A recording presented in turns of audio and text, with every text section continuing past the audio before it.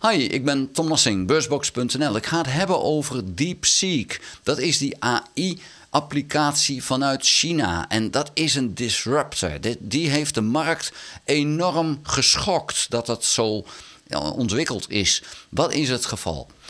DeepSeek is een AI-applicatie vergelijkbaar met ChatGPT.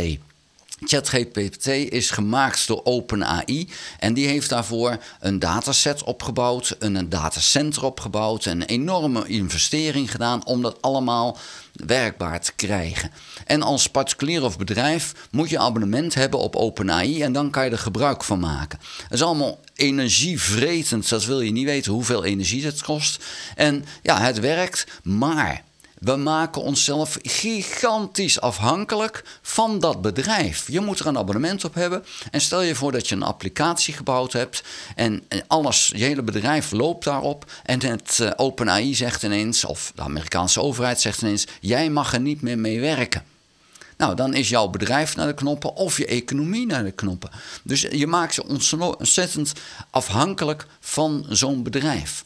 En dat heb ik al eerder in een video aangegeven, dat zou je niet moeten willen. Europa zou dat anders moeten doen. Nou, China heeft dit ook bedacht, al iets eerder dan dat ik dat bedacht had. En die hebben gedacht van, oké, dan gaan wij iets bouwen waar we die afhankelijkheid niet hebben. En dat is DeepSeek geworden. En wat is dat dan precies? Nou, het is een soort decentrale ChatGPT. En wat houdt dat in? In plaats van een enorm datacenter waar die gegevens staan en waar je dan in moet loggen om dat te gebruiken, kan je DeepSeek eventueel ook offline, decentraal gebruiken. Als jij een goede computer hebt, dan zou je de dataset daarop kunnen zetten en je AI-applicatie op je eigen computer kunnen draaien. En dat werkt ook al zo. Nou, dan krijg je ook echt antwoorden vanuit jouw eigen PC-omgeving. Dat heeft dus niks met China te maken. En die antwoorden die je dan krijgt, die worden ook niet gecensureerd door de Chinese overheid. Echter, ga je meer gebruiken, ga je zeggen van ja, ik wil toch op de centrale database, want ik wil zwaardere antwoorden. Dat kan ook, maar dan krijg je wel te maken met centrale censuur van de Chinese overheid. Nou is dus het punt, en dat is het gevaarlijke, de Chinese overheid gaat daar natuurlijk in zitten. Die zit daar te kijken van wat wordt er allemaal gedaan en gevraagd. Stel je nou voor dat jij bedrijfsgeheimen hebt en die wil je geordend hebben. Nou, dan moet je natuurlijk niet via een app gaan doen. Niet via ChatGPT, maar ook niet via DeepSeek.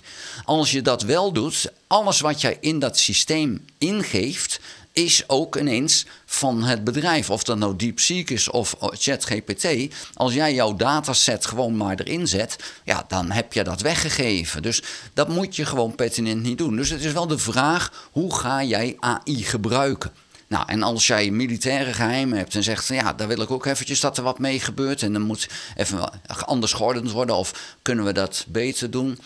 Ja, dan je geeft je geheimen zomaar weg. Dus je moet je AI-gebruik moet je natuurlijk wel goed bedenken. DeepSeek kan je dan ook decentraal gebruiken, maar ja, dan moet je je wel afvragen, als je dan centraal weer gaat of je gaat inloggen, wat wordt er dan met die dataset gebruikt? Wordt dat niet stiekem toch doorgezonden naar een ander bedrijf, naar China of naar OpenAI? Dus je gebruik van AI moet je gewoon heel erg bedenken of je dat wel zo wil. Ik ben heel blij met DeepSeek. Met die opzet. Waarom? Het is open source opgezet. Dus die software kan iedereen in gaan kijken. Dus zouden er verborgen dingetjes in zitten, dan komen die wel boven water, verwacht ik. Want ik denk dat er heel veel ontwikkelaars gaan kijken hoe deze software is opgezet. Het maakt je als bedrijf, als particulier, als land veel minder afhankelijk van die Amerikaanse reuzen. Zoals OpenAI, Amazon en Microsoft, om er maar 3 te noemen. Die hadden eigenlijk de wereldmacht in handen, leek wel, met AI. Want ja, dat waren de enigen die die datasets konden bouwen, die miljarden hadden om dat allemaal neer te zetten. En dat kostte gigantisch veel energie. DeepSeek heeft ons geleerd van ja, maar dat is helemaal niet nodig. Heel veel mensen die AI gebruiken, kunnen dat in feite op een eigen PC. Als je een sterke PC hebt, kan je dat helemaal offline gebruiken. Er zijn zoveel dingen al verwerkt in dat je helemaal die database niet nodig hebt. Ga je wat ingewikkelde dingen doen, ja, dan zal je wel naar de centrale database moeten. Dan moet je wel inloggen bij het bedrijf wat DeepSeek heeft opgezet. Maar dan ben je wel heel ver. En dan moet je afvragen, wil je dat wel, dat je dan zoiets dan inbrengt bij een Chinees bedrijf. Maar datzelfde kan je afvragen bij OpenAI of Microsoft. Wil je dat daar wel? Dus in die zin, als Europa bang is dat haar geheimen bij de Amerikanen of bij de Chinezen komen, dan moet Europa op basis van misschien wel die open source van DeepSeek een eigen applicatie bouwen. Bouwen maar na. Maar ineens is dus het hele bedrijfsmodel van die Amerikaanse reuzen is op losse schroeven komen te staan. En vandaar dat Nvidia zo'n 17% daalde. De daling was $565 miljard aan beurswaarde. Dat is meer dan de Belgische economie per jaar. Dat is de daling die Nvidia even te verwerken kreeg. Die waardering voor Nvidia was gigantisch groot. Want we dachten, het kan niet anders dan met hun middelen dat je die AI moet draaien. Maar dat hoeft dus helemaal niet meer door die manier waarop die DeepSeek is opgebouwd. En het is werkelijk ongehoord dat die Chinezen dat zo bedacht hebben. Wat ook ongehoord is, en ik ben er echt blij mee, is dat ze dat open source hebben opgezet. En dat is helemaal niet zoals China dat normaal doet. Maar de gedachte dat die Amerikaanse bedrijven en de Amerikaanse overheid AI volledig in handen hadden, was voor China voldoende om te zeggen van dat moeten we niet willen.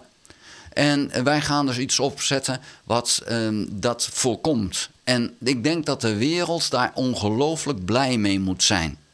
Want als die bedrijven dit in handen hadden gehouden, dan was het een ramp geworden voor de wereld. Misschien niet direct, maar over een aantal jaar. Want dan hebben ze alles in handen. Dan kunnen ze gewoon zeggen, wij willen geen belasting meer betalen. Want ga je ons wel belasting opleggen, dan zetten we de AI voor jullie uit. Als land zijnde. Ja, die macht is ze nu ontnomen. En ja, ik denk dat we daar echt heel blij mee moeten zijn. Maar nou is er wel de vraag, hoe ver kunnen we gaan met de DeepSeek? Hoe diep gaat dat?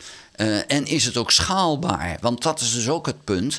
Van leuk dat je het op je eigen PC kan draaien. En voor jou als particulier is dat misschien wel voldoende. Maar als bedrijf kan het best wel zijn. Je zegt, maar ik heb veel meer nodig aan kennis, aan kracht dan zoiets. Ja, dan heb je kans dat je dan toch weer komt bij een OpenAI of Microsoft of Amazon. Maar dat is eventjes iets voor de toekomst om te kijken. En hoe gaat het dan worden? Maar vooralsnog, die schok die het de wereld teweeg heeft gebracht, met name op de beurs, die blijkt dan achteraf misschien wel terecht te zijn. Al moet ik wel zeggen, de deskundigen zijn er nog steeds niet 100% uit of dit echt inderdaad maar 6 miljoen heeft gekost. En of dit inderdaad wel de toekomst heeft. Maar het ziet er wel goed uit. En wat dat betreft, ik denk dat we daar echt heel blij moeten zijn. En dit is een heel positieve ontwikkeling. En vanuit verrassing vanuit China. Dit is echt wel iets. Je zegt van oké, dat is misschien wel de grootste verrassing van dit geheel. Terwijl eigenlijk de opzet dat ook al is. Dus die combinatie die is enorm. Dit is zo'n zwarte zwaan waarin ze in Amerika wel zullen denken van shit, dit hadden we niet zien aankomen. En dit maakt ineens heel onze toekomst anders. Daar wil ik het bij laten. Vond je de video interessant? Geef een duim. Heb je nog geen abonnement op dit kanaal? Abonneer je dan. Druk dan ook op bel als je krijgt notificaties als ik een volgende video gemaakt heb. Ga ook naar www.beursbox.nl. Schrijf daarin op de gratis nieuwsbrief. Dank voor het kijken. Houdoe.